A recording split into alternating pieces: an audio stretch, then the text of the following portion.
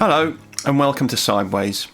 This week, we're talking about an emotion that gives most of us problems from time to time, and, if misunderstood and not handled with care, it can cause us and those around us immense damage. It's also something you feel a lot when you're unfortunate enough to support a terrible football team. Also this week, Martin tries to convince me that the Sex Pistols were tuneful, which just makes me angry. How to deal with anger. How are you doing? All right. Managed to get yourself over to the desk then? I did, but I just had to unpair my iPhone from my Alexa speaker. Otherwise, you'd have been speaking across the other side of the room, which would have been a bit disconcerting. Yeah. Are you moving a bit more freely now, or do you have a mobility scooter to get across the lounge? No, I'm all right now. My Zimmer's fine. I can see you on a mobility scooter, actually. Shouting at people to get out of the way like a grumpy old man. I could do that. Yeah, I could do the grumpy bit quite easily. Yeah. Yeah. Yeah. If you haven't got a scooter, you can lend me then. What would I need one for? I'm only a youngster. Yeah. So yeah. It's all about it's all about what's in your mind. Yeah, I'm very young in the mind. I was having that conversation just yesterday, actually, about how I don't feel as if I don't mentally feel any different than I did when I was about 25. No, it's strange, isn't it? How you don't. I don't know if you don't allow yourself to move on, or that's just a natural course of events. You don't see, you look in the mirror and see someone different than you think you are. Or it might be that I think completely differently from the way I did when I was 25, but I can't remember because it was so long ago. That's more like it. I can remember when you were 25 and you're completely different. Yeah, but you didn't know what I was thinking then. I could pretty much work it out. I was probably thinking, what time do the pubs open? Well, you probably were, yeah. Probably trying to find which pubs. Where will I find Martin? Yeah, well, I'd have had a pretty broad choice, wouldn't I, as far as pubs were concerned? Yeah, anyway, you're making me a bit angry now. Interestingly. What do you want to talk about this week? Yeah, it wasn't a very subtle segue, really, was it? Not really, no. No. But yeah, I did want to talk about anger, really. I wanted to talk about anger in all its manifestations, I suppose. But my working title for when I was putting my notes together was "Anger is an Energy." Oh, no. Where does that sounds like a Sex Pistols album? No, it's not. No, it's a book, isn't it? It's a book. You were telling me that. Yes, it is a book. Yeah, it's actually a it's Johnny Lydon's or Johnny Rotten's autobiography. That's right. But "Anger is an Energy." That's a lyric from a Public Image Limited song. Rise. Can you just excuse me 1 second? I've just got to answer the door. Oh, nice one. Anger is an energy. Sorry about that. It was a delivery. Well, it's particularly unprofessional, but I've come to expect that. I didn't know he was going to turn up with my guitar strings. Well, is that what it is? Was it a top E? Because you normally break those with regularity. Yeah, I don't think I broke them with regularity. Yeah, top E's were always going. Yeah, it's because I was thrashing the guitar too hard. You probably were, yeah. But every gig was sport by you having to put a new top E on. Yeah, I think you're exaggerating somewhat there. I am. Am I making you angry yet? No, not really. No. Anyway, what were you saying? Yeah, getting back on track. Yeah, about the Johnny Lydon autobiography, because I've had to read through it, and it's a cracking read. I've got to recommend it, I must admit. But it was lent to me by one of my fellow recoverers. Yeah. Because he was. He wasn't actually born at the time of the Sex Pistols, but he's had a very long struggle with a heroin addiction. Yeah. And he's now had an extended period of recovery, and he's got into that lovely frame of mind where everything's possible. But you also look back at what you've missed and what's been going on in the world when you're in that bubble. I know we talked about my lost decade in the past. I remember coming out from that and thinking there's a lot that I've missed. There's a lot that I can re-explore, not just look at things going forward. I've still got a lot that I can look back on and reacquaint myself with. And I think music is a great way to do that. Yeah. And certainly he suddenly found the Sex Pistols, which was quite amazing, really. And he lent me that book, and he lent me the biography by Steve Jones as well from the Pistols, and cracking reads. But one of the lines from the book was, "Don't view anger negatively. Don't deny it. Use it to be creative." Which I thought was it's a very Johnny Rotten thing to say, but quite it's actually surprisingly insightful. I think so. I know you're not a big fan of the lad, but I think he's quite iconic. He still says things that make me laugh. Yeah, I wasn't a massive Sex Pistols fan, as you'll remember. No, I think you were a little bit too young, really. I mean, punk came along just as I was 15, 16, which was just at that time when, the music that surrounds you at that time tends to influence the way you look at music going forward. And with you're too young to like the Sex Pistols nonsense. Well, I expect you were still into ABBA and that sort of thing, weren't you? I did like ABBA. ABBA wrote some fantastic songs, some timeless classics. In fact, I did go to the cinema to watch ABBA the movie, as I recall. I think you better stop now. I think you're digging yourself into a hole. I only mentioned ABBA as a bit of a joke, but now you're validating it. No, I think you'll find that pretty much any musician will recognise the quality of ABBA's songwriting. That was my problem. That was my problem with the Sex Pistols. There's no flipping tunes, are there? I can't be doing anything with it. I can't be doing with anything without tune in it. Well, I know. You're saying that like Bodies has no tune. And the lyrics are things like, her name was Pauline, she lived in a tree. What is wrong with that? Anyway, I expect you'll cut a lot of this out, but it's nice. It's nice to have a bit of a chat about that and about the formation of your musical tastes. Yeah. What was that? Would that be about 19? What would that be? What was that? About 77 then? 76? It was, it's a long hot summer of 76, when the anger was boiling over in the streets and there's riots going on. And that was the first year. That was the first year we had a colour television, and I was able to watch England play the West Indies in the test. Right, okay. Yeah, I think the first colour TV you had, we bought it in because my mum was very much a royalist, and we had it in 1973 to watch Princess Anne get married. Oh, yeah. And then I was also able to watch the first football match I watched in colour was the England-Poland game, where we drew 1-1 at Wembley and missed out on going to the World Cup in '74, which was a disgrace. That's probably part of the root cause for your alcoholism. He set me on the way. Yeah. I'm blaming and your anger. I expect you were quite angry about that as well, weren't you? I was very angry about Norman Hunter not putting the ball into row Z, and he let that little Polish fella in, slipped it across for the guy to score under Pete Shilton's body. It's still you can tell it's etched in my head. Yeah, and you were probably quite angry with, what was his name, Jan Tomaszewski. Jan Tomaszewski, the Polish goalkeeper, the clown, as Brian Clough called him. He had an outstanding game, didn't he? The lad. Anyway, we said we'd never talk about football. You're probably going to have to cut this bit out as well. Anyway, come on, don't keep getting off the track. No, okay, yeah. Look, going back to the anger situation, yes. Well, it's sort of that's that line from the book I was talking about earlier on, and different aspects of what came up in that autobiography or that biography.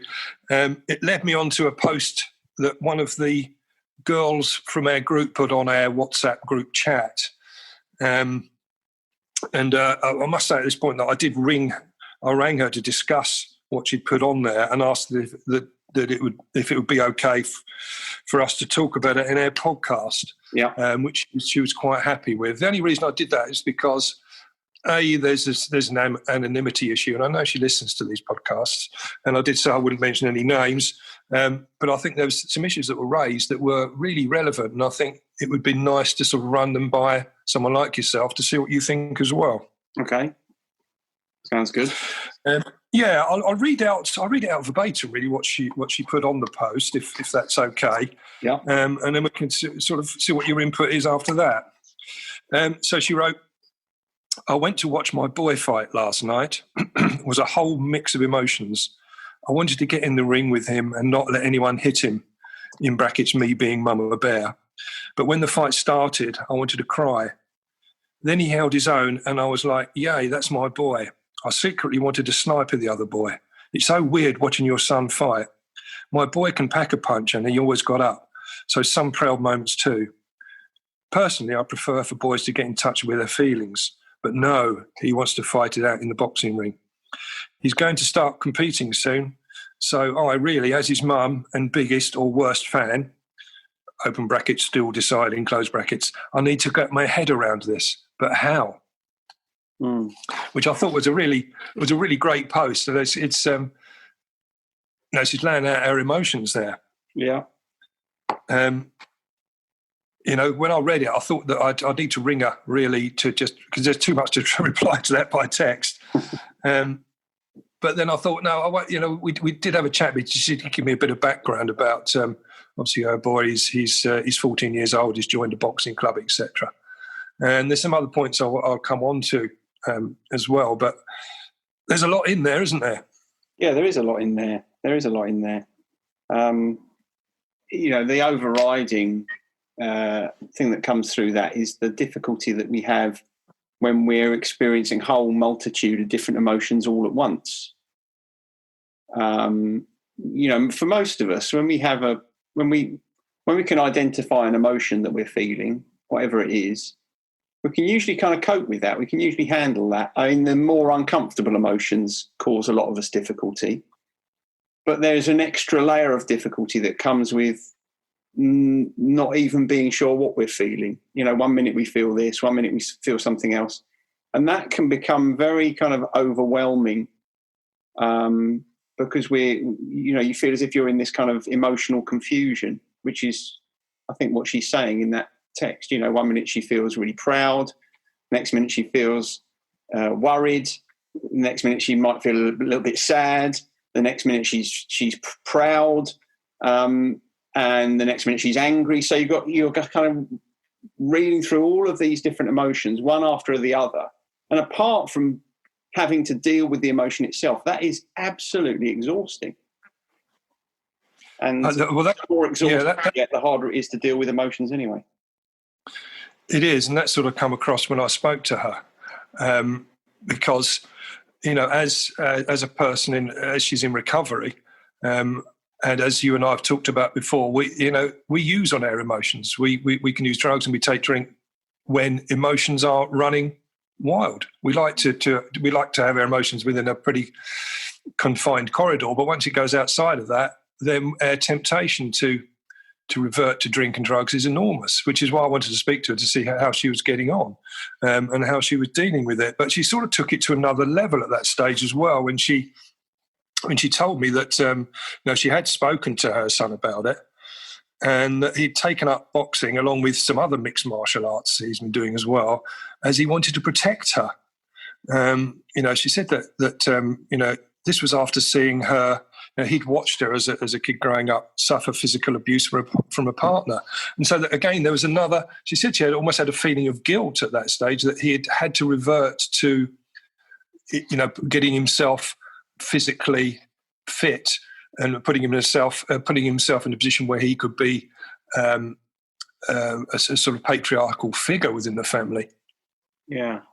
Well, yeah, I suppose there are kind of two ways of looking at that. One is the feeling protective over his mother. There's a suggestion there of responsibility sort of sitting in the wrong place, isn't there? There is a 14-year-old boy that feels responsible for his mother. It's not really what any parent wants. So there's that to deal with. And I think that whole kind of question about how men deal with their emotions and how we become men and how we see ourselves as men in the world is a kind of whole other subject. Maybe we should do another episode on that. Yes, we should, because that's a big, broad subject, isn't it? It is. But the other thing that strikes me about that is here's a 14-year-old boy that feels this anger, feels this frustration, has had to probably go through years of seeing something that he felt completely unable to do anything about, so a complete loss of control. And what's he doing with that anger? He's doing something productive with it. He's doing something constructive with it. He's finding a way to kind of process those emotions. And the thing about anger is, depending on where you aim it, it can either be very constructive or very destructive. But I think, there needs to be, he needs to take some credit, and his mother needs to take some credit as well for the fact that he's decided to channel his anger in a positive way.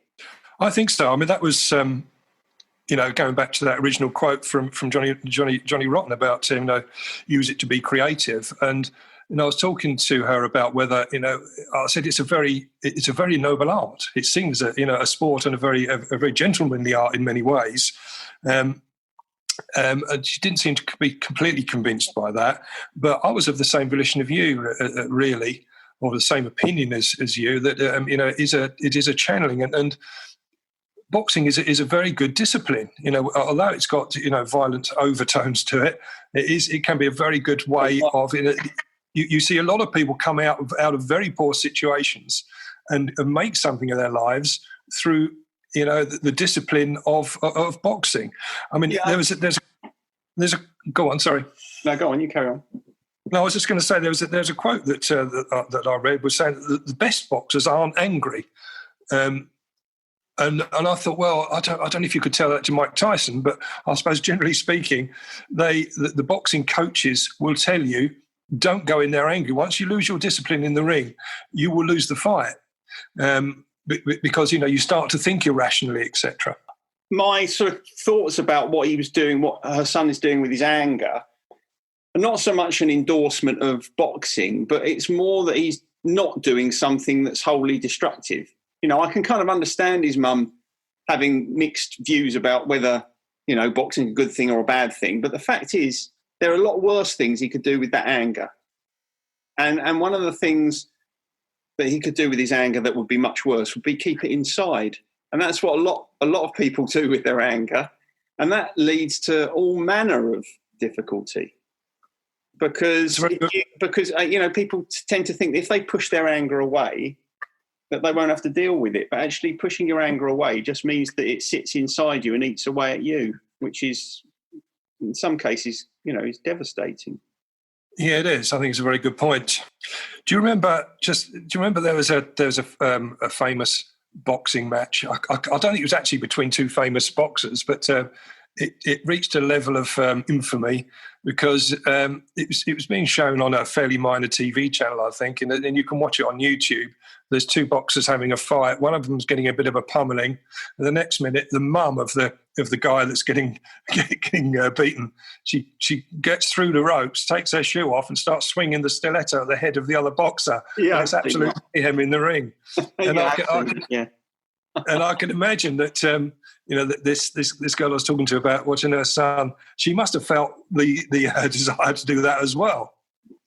Yeah, I expect she did, and actually. That question she poses at the just read the end of her message for me again. Well, the last sentence, if you like, he's going to start competing soon. So I really, as his mum and biggest or worst fan, still deciding, I need to get my head round this. But how? Yeah, that's it. When you read that, when I heard that, I thought to myself, well, I was kind of wondering. I wonder what she means by get her head round it.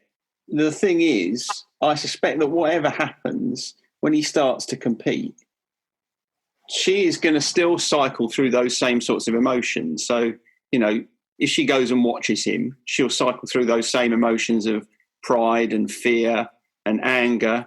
And if she doesn't go and watch him, she'll cycle through probably slightly different emotions, worry and fear and so on. But this is the thing about emotions, and I have this conversation with people all the time. In a sense, when we come to the realization and come to the terms with the fact that we can't change our emotion, our emotion is what it is. We kind of have to let it wash across us. We have to let it pass through us.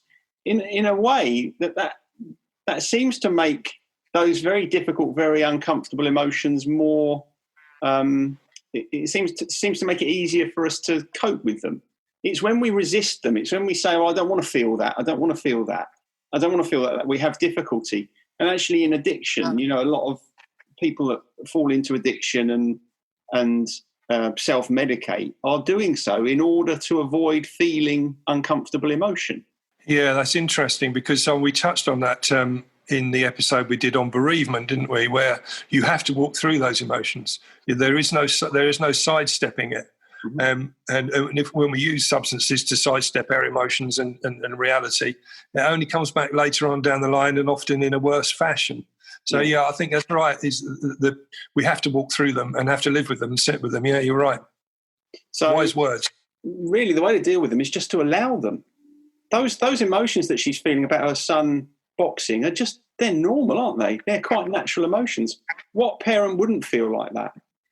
So perhaps being able in some way to resist the temptation to try and channel them, or to try and alter them, or to try and stop them, is probably one of the things that will help her more than any. Okay, so he's 14, but he's decided he wants to do this, and kids get to that age where we can kind of guide them in terms of the decisions they make, but we can't really stop them doing anything. We can't change their course. They will take the course that they decide to take, and we are then left having to manage the resultant emotion. And I think to a certain extent she's kind of in that position.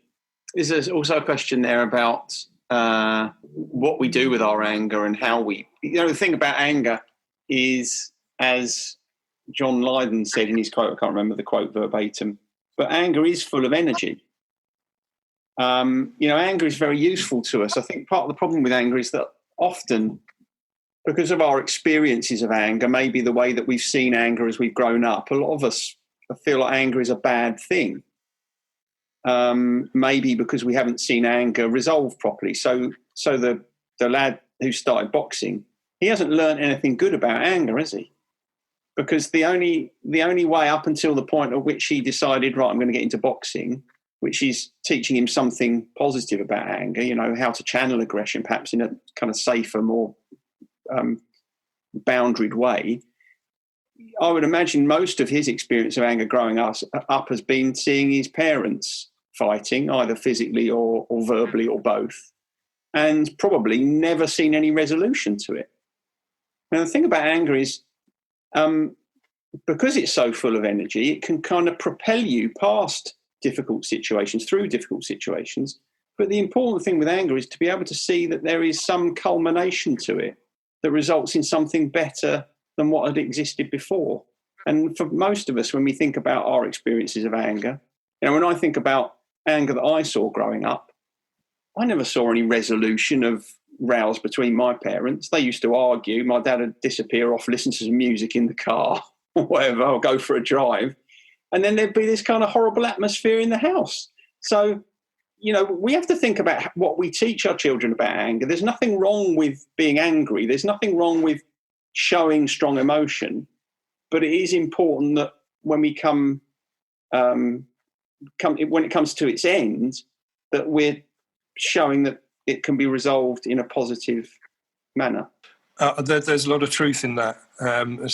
Some wise words again. I think that going back to the Johnny Lydon biography, also he was saying that when he was young, he was very ill, and he woke up one day and had no memory. And he was from a poor Irish immigrant family.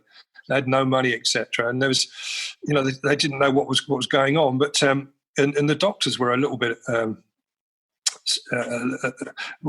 unsure as to what to do with this. But and his mum was saying he's showing a lot of anger about it at the moment. And they said, well, that's pretty good, because that will help him get through this. That will start to help him mend, because anger is an energy.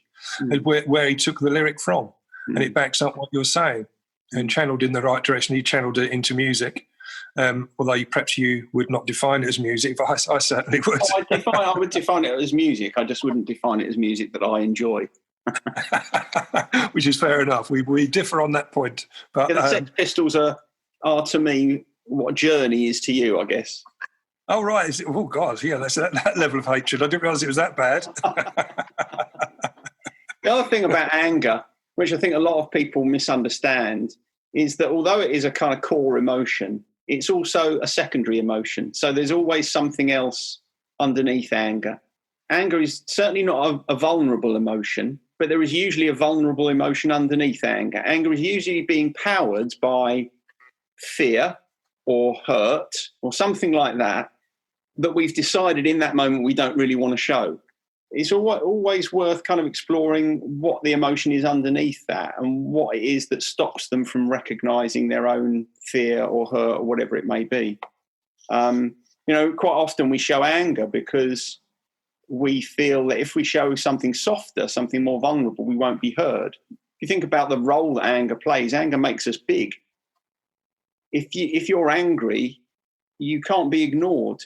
So quite often people use anger to make themselves kind of emotionally bigger for fear that if they showed the fear or the sadness that they're feeling underneath, that they'd just be ignored and no one would see them. So when we're trying to understand anger, it's worth us thinking about what role it's playing for us. And I suspect for the lady we're talking about, underneath her anger, she's feeling fear. She's feeling fear about something happening to her son. So they're perfectly natural emotions. But as I said before, cycling through them and being in a situation where you feel as if you're constantly moving through a whole plethora of emotions in a very short space of time is absolutely exhausting. I agree. And I'm just thinking that through, but it does make sense and probably a good way to wrap this one up, don't you think? Yeah, I mean, the perfect example really of what I've just said, you know what it's like when we're watching West Ham, right, and they ship an equaliser or the goal that beats them in the 92nd minute, and you get really angry and you feel like throwing something at the telly. Yeah. Oh, that's quite that's a recurring problem. Yeah. Well, underneath that anger is it's hurt, isn't it? You're hurt. You think, in the younger days, I know it doesn't matter so much to us these days, but it used to, didn't it? In younger days, if you were watching the results and they conceded a goal in the 90th minute, that was your Saturday evening ruined. It was like, I'm just going to be miserable for the rest of the day now. So you might feel angry, but actually underneath it is a frustration that your father didn't put you right to support a better football team. It's basically child abuse, letting any child support West Ham. Well, I think I'm just thinking about the West Ham situation. I think it's worse when you and I have stood on the terraces many times at West Ham, and when the other team score, the anger I feel is towards the other team supporters at their joy, especially when you suddenly you because the roar of them cheering when the other team score, it takes a little while to hit you from the other end of the ground, doesn't it? It takes this second to get to you, and that horrible pausing second between that noise is going to come, and when it does come, I can feel anger rising up inside me. I can almost understand why people go. I'm not condoning it. Yeah. By why people get into fights at football, because it's just emotionally you're all over the place. Yeah, because when that sort of thing happens, you're feeling a jealousy, aren't you? A real sort of visceral jealousy. Because you're thinking to yourself, I want to have that feeling, and what your team's done has robbed me of that. And I don't want to see you rubbing that in my face because I'm feeling a sense of loss in this moment. Yeah. But the point I'm making, that as you say there, that you can understand in those moments when you're kind of caught up in something so animalistic, you can understand why there is violence in those sorts of situations. And that's really the point I'm making. We have to understand what that emotion is about. Because if we don't understand what the emotion is about, our willingness to be carried along by that tide of emotion will either cause us to start throwing punches or cause us to go and pick up. That's what it is. It's like, I feel these emotions, they're overwhelming me. I don't know what to do about it. I'm now going to do something destructive. I mean, no one can argue that, if you're a recovering alcoholic and you get angry and you decide to go and, buy a bottle of vodka, that's pretty destructive. If you're at a football match, I mean, I've worked with people who've been in this position. If you're at a football match and you find, being goaded by the opposition fans causes you to knock someone out, and then you end up in court and you lose your job, that's been pretty destructive. And as I say, I've worked with people for whom that's happened. And it's only afterwards, when they start reflecting on what's happened and what they've done, that they have an opportunity to start to process all of the different emotions that were going on at that time. The only one they see is anger. The only one that other people see is anger. And that's the other thing about anger. If you show someone anger, your tendency is to push them away with it. We're pushed away by anger. And that's why it's so important to understand what the emotion is underneath, because if we can understand and show someone the emotion that we have underneath anger, we're much more likely to be able to pull them towards us, which most of the time is what we need. We kind of want to understand ourselves. We want other people to understand us, but showing anger all the time prevents that from happening. It does. It always surprised me also how anger can turn a normal, respected member of society into an absolute animal. Yeah. And I remember a client I used to do some business with. He was a member of a hockey club. He was quite a well-respected member of society. Had a lovely house out in Farley, and he played hockey to a reasonable level. And he got angry on one occasion, and he hit his opponent with his hockey stick. Wow. And he ended up doing a jail sentence for that. Yeah, can believe it. Okay, so in a split second, his anger had totally got the better of him. Yeah. And it ruined his life and the other person's life because it caused some serious injuries. Yeah. And so that, it's just how it shows you how powerful anger can be as an emotion. And if it's not channeled correctly or dealt with correctly, it can have dire consequences. Yeah. Anyway, thank you. There's some useful insights there, and I hope that whoever listens to it finds it useful too, because I think there's some good bits and pieces we can pick up on that. I hope it doesn't make anybody angry. Exactly. That's what we don't want. We don't want that. Okay. All right. I'll talk to you soon. Yeah, I will do. Well, thank you very much. See you later. See you later. Bye. Bye. Sideways was created by Graham Landy and Martin Pankhurst. If you want to read more about our work, visit grahamlandywellbeing.co.uk/sideways-podcast. You can follow us on Twitter, and you can find us on our Facebook page at Sideways Podcast, and you can email us to let us know what you think of the show or with any questions you might have. And finally, we want to thank you for listening and ask that if you've enjoyed what you've heard, that you spread the word. And we'll see you next week. Suddenly you're seeing me just the way I am. Suddenly you're hearing me. So I'm talking just as fast as I can to you. Suddenly every part of me needs to know every part of you.